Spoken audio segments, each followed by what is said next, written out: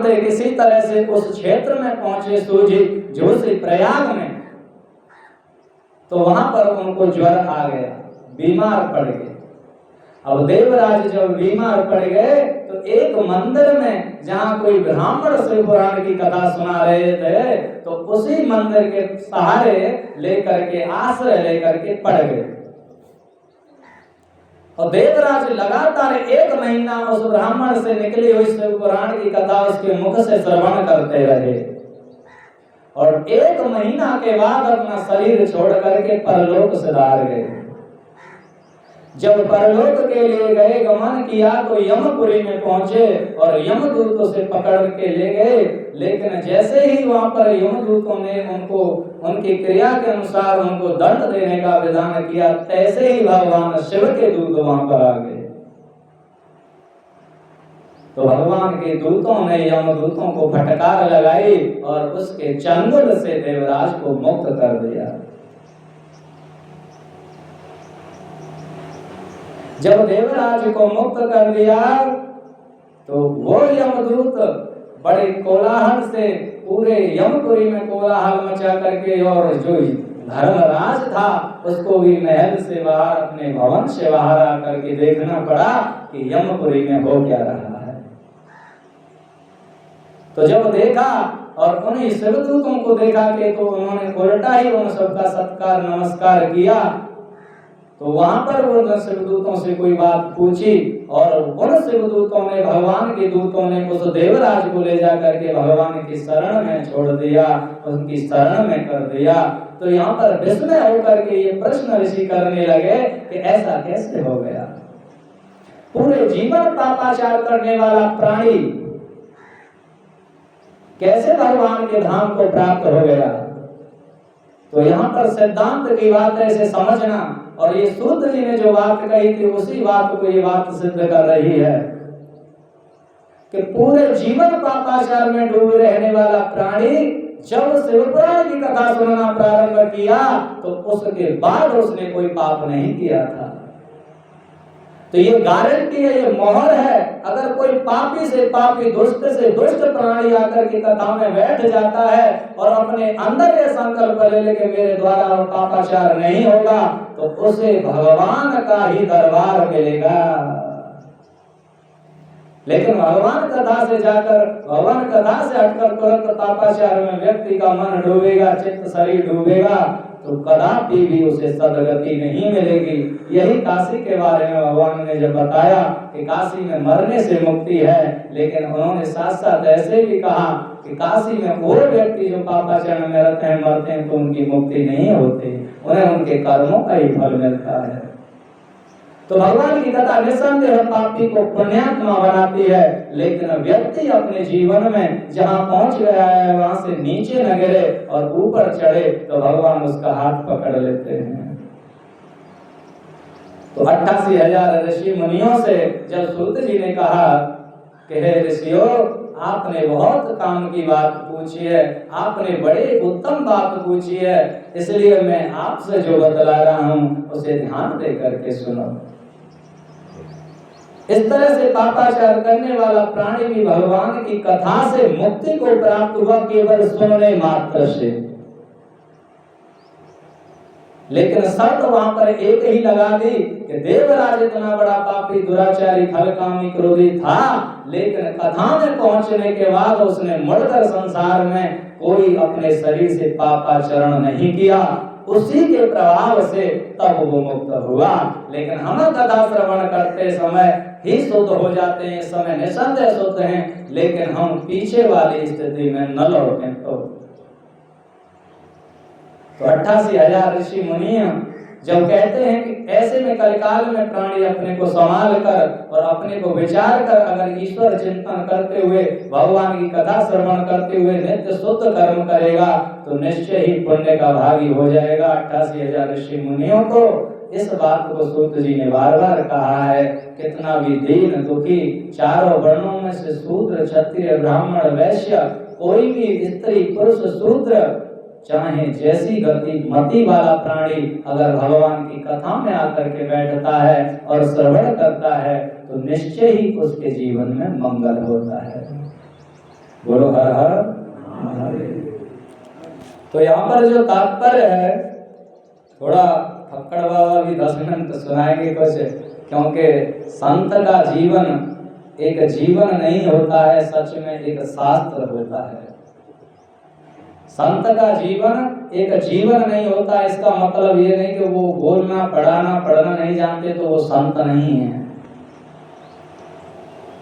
इनकी छोटी सी घटना मैं आपको बता देता हूँ, क्योंकि बताने की बात नहीं, लेकिन फिर भी आपने जागृति के लिए, न कोई इसमें मान पढ़ाई चल रही, ना किसी से कोई मतलब। जब इनकी भाभी ने इनको दूध पीने से वो रोक दिया, जिस दिन दूध का कटोरा छोड़ करके और जंगल में निकले। आप कभी एक काम में बैठ के बात करोगे तो बता देंगे सारा इतिहास। तो तब दूध का कटोरा इन्होंने नहीं छुआ और बोले कि नहीं, अब तेरा दूध पीना ही नहीं है। और जाकर के अपने शरीर को नष्ट करने के लिए मैंने वो कुआं देखा है अभी जाके, और उस कुआं में इन्होंने छलांग लगा दी। इतना पानी आज भी है कि आप उसमें चाहे जितना डालो आ रही नहीं। तो बताते हैं कि मैं नीचे डूबता चला जा रहा, तो बस मेरे को एक बात ध्यान है कि मरते हैं तो क्या बोलते हैं, बोले कि राम राम बोलते हैं। तो ये राम राम बोलने लगे। तो बताते हैं कि मैं नाम बोलता हुआ मुझे बस इतना ध्यान है कि मैं ऊपर पानी के आ गया। कैसे आया ना आया मुझे कुछ नहीं पता। अब बताइए कि कितने घंटे बाद किसी को पता चला तब निकाले। तो भगवान नाम का अनुभव जिस व्यक्ति को हुआ तो उसे शास्त्र ही समझेंगे। तो भगवान नाम में कितनी शक्ति है। और गंगा मैया का तो आगे लीला हुई। और गंगा जी में बहता हुआ पानी हम मानते थे सच है। आज से 8 साल 7 साल पहले की घटना है, जब इनके पास एक रात्रि हमने सत्संग किया, जब उन्होंने अपनी घटना बताई तो हमको भी कुछ लीला दिखाई माने, तो हमने तभी से विश्वास किया कि वो बहता हुआ पानी नहीं है, क्योंकि बिना किसी के प्रमाण के हम भक्ति भी सिद्ध नहीं कर सकते, कहीं ना कहीं से चाहिए। तो महादेव की व्यवस्था है, ईश्वर में हम चाहे जैसे जुड़े, जिस नाम रूप में जुड़े, अगर हम उसकी शरण चलेंगे तो जैसे तो माँ बच्चे का ध्यान रखती है ऐसे ईश्वर रखते हैं। इसमें कोई संशय नहीं है, इसमें किसी कहने सुनने की भी जरूरत नहीं है, क्योंकि वो सत्य संकल्प है। ईश्वर ने सबसे पहला संकल्प यही लिया था कि मैं अपने भक्तों की सदा रक्षा करूंगा। तो ईश्वर की शरण हम पूर्ण श्रद्धा से चाहे जिस भी देश में, जिस भी काल में, जहां कहीं भी जिस क्षण अगर हो जाए तो उसी क्षण वो हमारी वहां पकड़ लेते हैं। तो बोलो हर हर बोलो।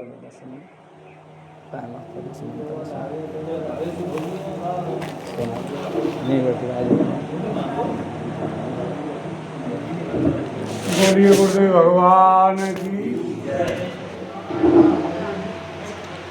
वैसे कसर तो भोले बाबा ने कछु ना छोड़ी, धरे धरा में पूरा हो जाएगा, पर थोड़ी सी गुरु की कृपा थे तो जब 15 रुपया किलो दाल मिलती है वो 100 रुपया की ना आ रही, वह महंगा ही बोलना पड़ रहा है। तो सत्संग जो है ये सत्संग है, रामायण से ले लो, शिव पुराण से ले लो, या बैठ के कर लो, या कैसे, जिस सत्संग है। सत्संग जो है बहुत भाग्यशाली आदमी को मिलता है, बहुत बड़े भाग्यशाली को सत्संग मिलता है। जो सत्संग की तात स्वर्ग वर्ग सुख और धैर्य तुला एक अंग, तुलनताए सकल मिल जो सुतल। थोड़ा सा भी सत्संग जो है महाराज जीवन की नैया को किनारे लगा सकते। ऐसे एक तिल्ली हो बाकी हो देश राय की 3 वर्ष को कूड़ो खिट्टो बराबर एक ही तिल्ली का पकड़ देगी वो। तो सत्संग में, तो सत्संगत में मोती हीरे। अब एकदम तुम छोरा के दूध पिया के कह दोगा खीरी पे लड़ ले, तो लड़ तो ना सकते। तो जिस सत्संगत में मोती हीरे मिलते हैं पर धीरे धीरे, भाई धीरे धीरे तो पत्थर पे भी निशान पड़ जाते माने।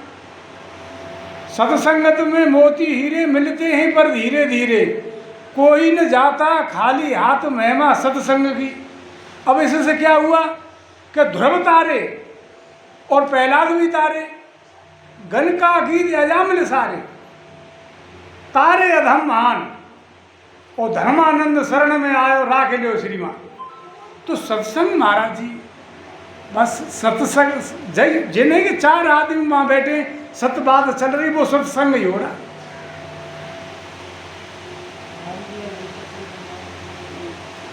तो बस थोड़े में जाने से आने, हाँ, ऐसे सुना दूँ एक थोड़ा सा इस भजन में से।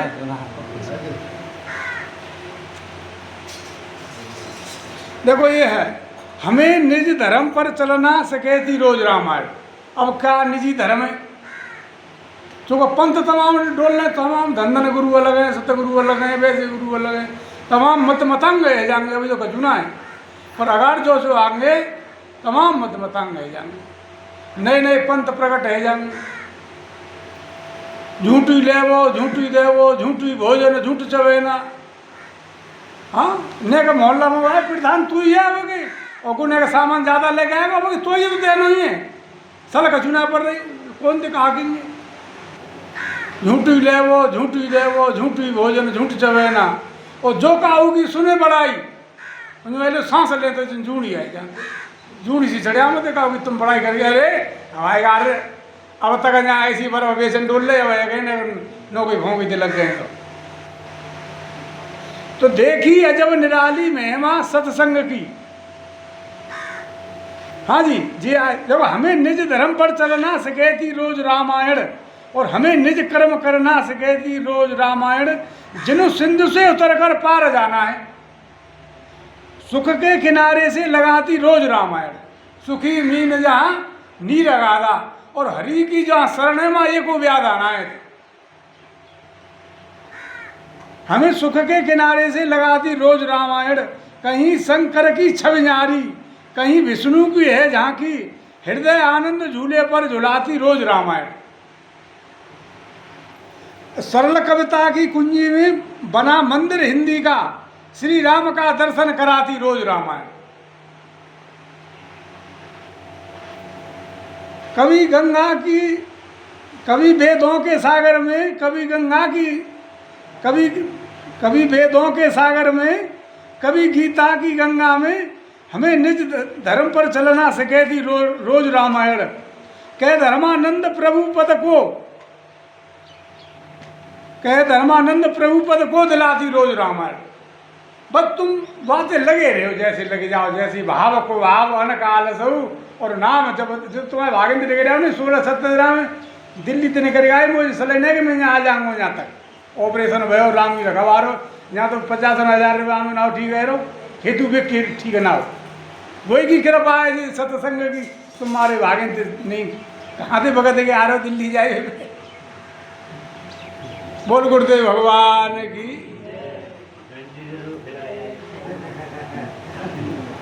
बोलो हल्ला मैया की।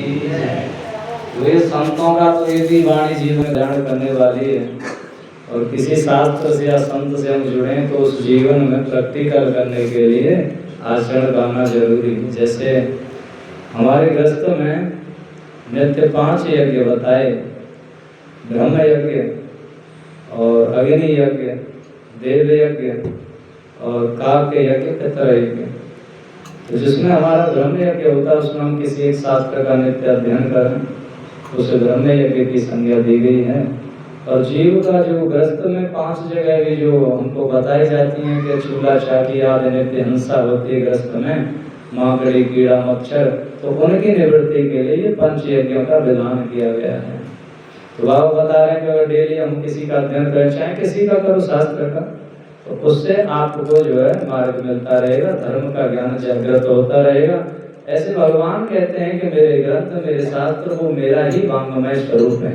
तो जो मेरे शास्त्र की भी मेरी तरह ही पूजा करता है, पूजा का मतलब उनकी लिखी हुई बातें अपने जीवन में अपनाता है, तो उसे पूर्ण शांति मिल सकती है। बोलो हर हर महादेव। बोलो श्री शिव महापुराण भगवान की।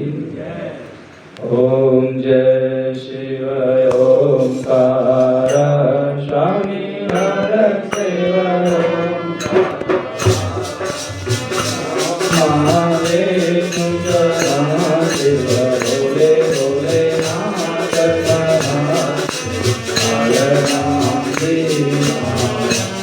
ओम हर हर हर महादेव। हे आनंद चतुरानन पंचानन राधे, भोले पंचानन राधे, अनंताचन गरुडाचन, अनंताचन गरुडाचन, दशवाहन ओम हर हर हर